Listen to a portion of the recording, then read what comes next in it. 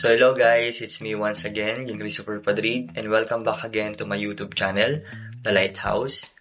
So before we proceed on our topic, I just want to shout out to all of my subscribers out there who watch my YouTube videos and share my YouTube channel to their friends. So in this vlog, we are going to talk about the practical assessment regarding to the ratings forming part of a navigational watch by the use of simulators. So, last time may nag-request sa akin ito, ano nga ba yung mga ginagawa doon sa practical assessment. So, overview lang muna tayo regarding dito sa pinag-uusapan natin. So, right after mong graduate sa maritime school, kung saan man yan, may mga training tayong kinukuha, no, kapag ka mag-apply tayo sa mga shipping company. This categorized as the prerequisite, no, requirements. So, unang kinukuha natin dyan is yung basic training. So, kapag ka kumuha ka ng basic training, dapat kumuha ka na rin ng Seaman's Book at yung SID. Okay? So, sa basic training, yan yung unang kukunin natin. Pangalawa is yung SDSD or yung Security Awareness. Yung pangatlo is yung RFD-NW. So, just to enlighten you guys, ang basic training at SDSD, pwede mo na yung ma-COP even without the sea service. Itong pag-uusapan natin ngayon na ratings forming part of a navigational watch, yung RFD-NW na kinuha ninyo right after nyong graduate, is mapapa-COP lang siya kapag ka meron na kayong sea service not less than 6 months. Practical assessment for the ratings forming part of a navigational watch by the use of simulators. So, shout out po pala sa pinaggawanan ko ng training na to sa Mariana Academy of Maritime Studies Incorporated. So, this training, 2 days lang po. No? Yung day 1 nyo is yung lecture and yung day 2 nyo is yung mismong practical na. Okay. So, sa day 1 nyo, lecture, ibig sabihin meron sa inyong appointed instructor na magtuturo sa inyo kung ano nga ba yung gagawin nyo doon sa pinaka-practical ninyo or yung pinaka-actual na gagawin ninyo regarding dito sa training na to.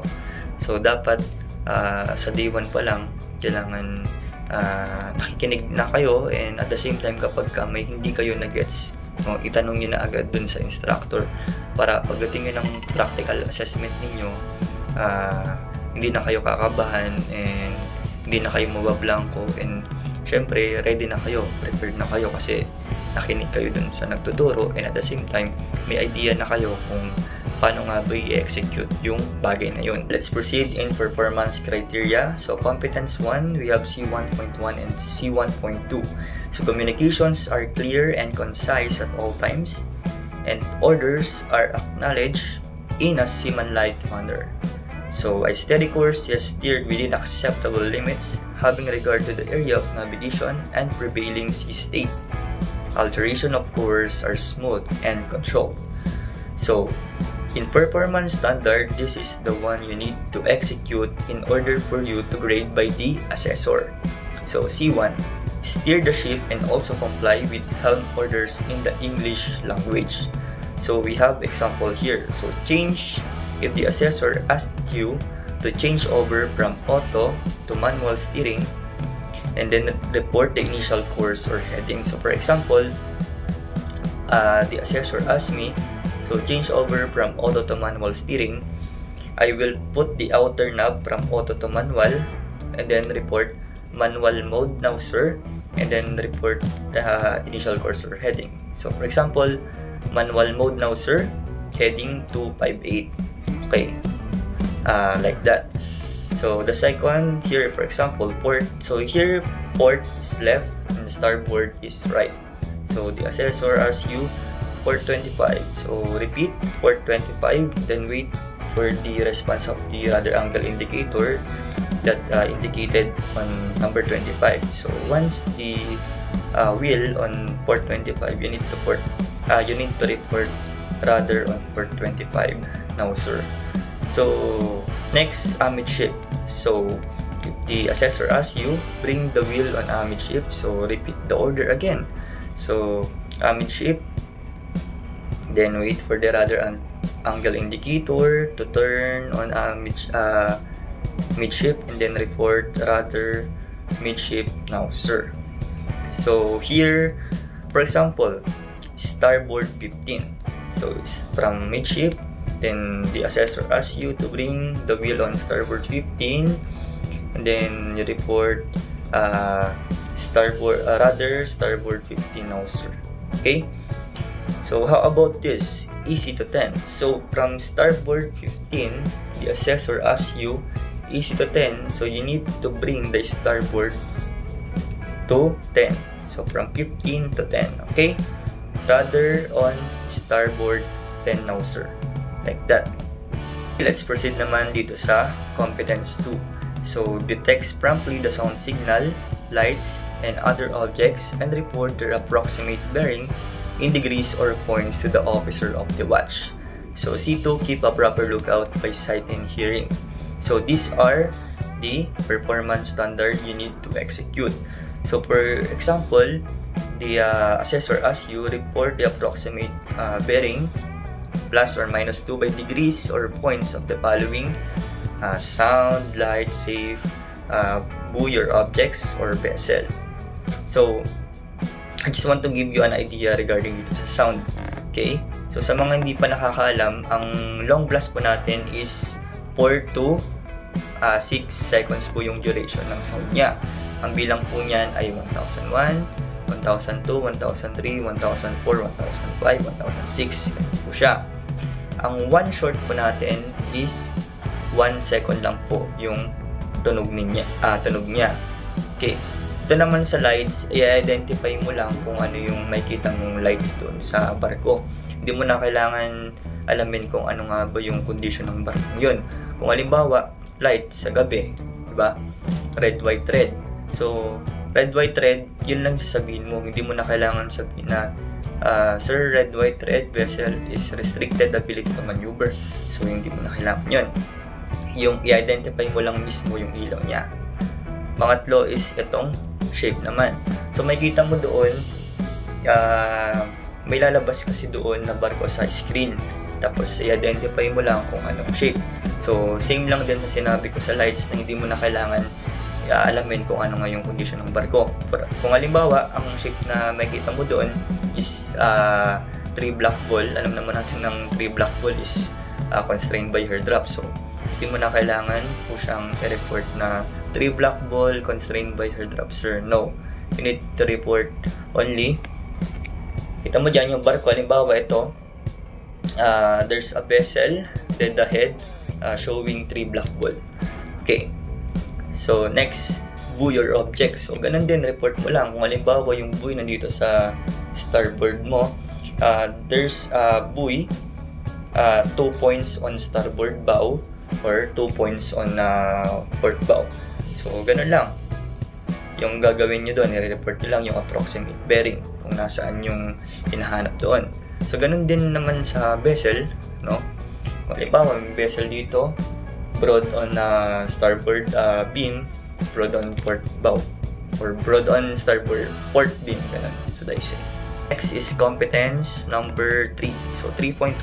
So, clarity and conciseness of communications, clarifications, or advice suit from officer on watch on instructions not clearly understood.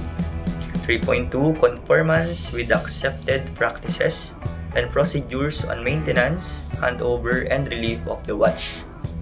3. Application of basic procedure for the protection of the environment. So C3, contribute to monitoring and controlling a safe watch. So here, you need only to define the shipboard terms by stating at least one of the following descriptions. So for example, dead astern. What is the definition of the dead astern? You need to put the engine telegraph back. So this is what we call the dead astern. Pilot ladder. What is the use of pilot ladder? Define.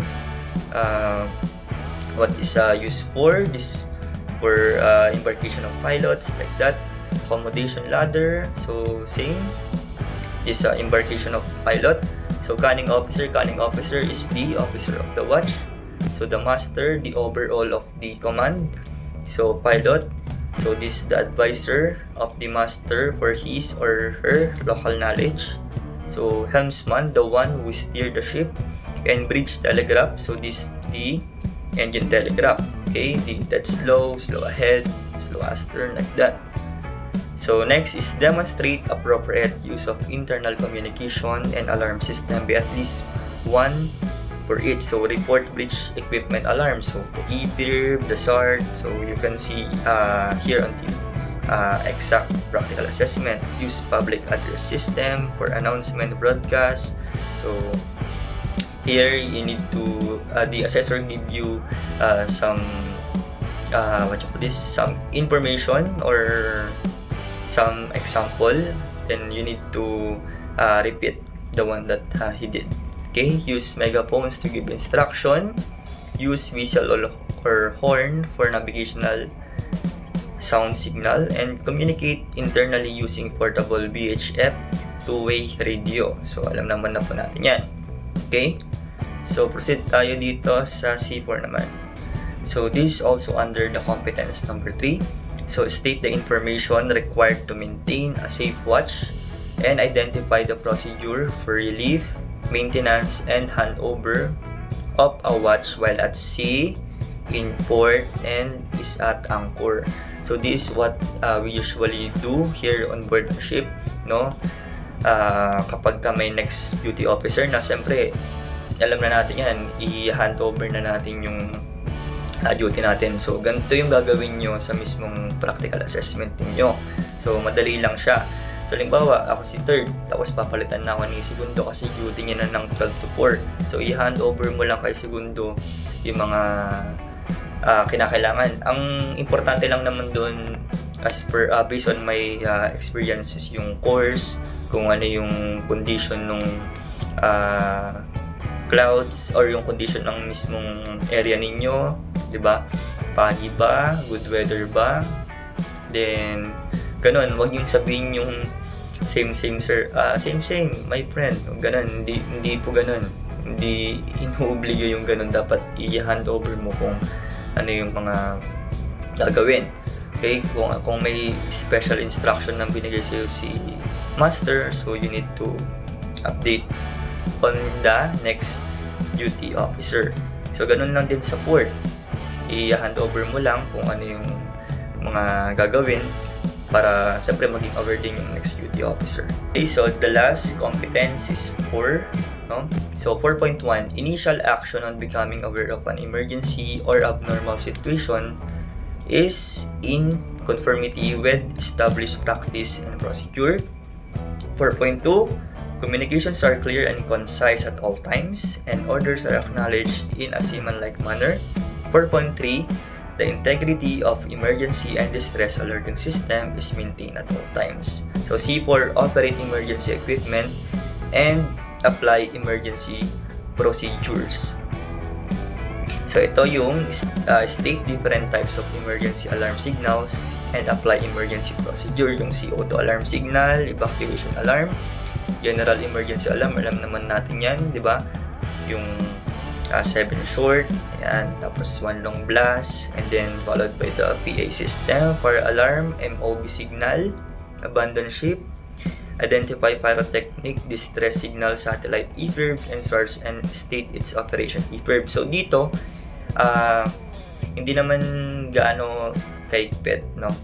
Dun sa likod ng mga GMDSS equipment natin, on the exact practical assessment, you only need to read, no, yung nakasulat doon na label sa likod ng ating GMDSS equipment. So hindi mo naman kailangan kabisatuin, no? Pero syempre dapat alam mo rin kung paano mag-operate nito, no? Yung EPIRB, SART, hand flare, rocket parachute flare, buoyant smoke signal, and then demonstrate at least one action in the event of accidental activation of false distress alert. So ito, meron nito sa lecture ninyo, sabihin sa inyo kung ano yung gagawin mo kapag nagkaroon ng false activation, no? Demonstrate at least one action as measured to avoid false distress alert.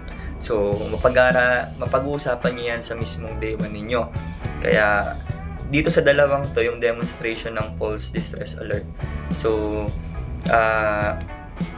kung mapapansin nyo, akala nyo pareho sila nung mismong accidental activation procedure. So, magkaiba yun. Kaya kailangan makinig po kayo sa mismong instructor ninyo on the day 1. And kapag hindi maliwanag sa inyo, you need only to clarify to the instructor. Kasi nakasalalay sa inyo dito yung magiging performance nyo sa mismong practical assessment.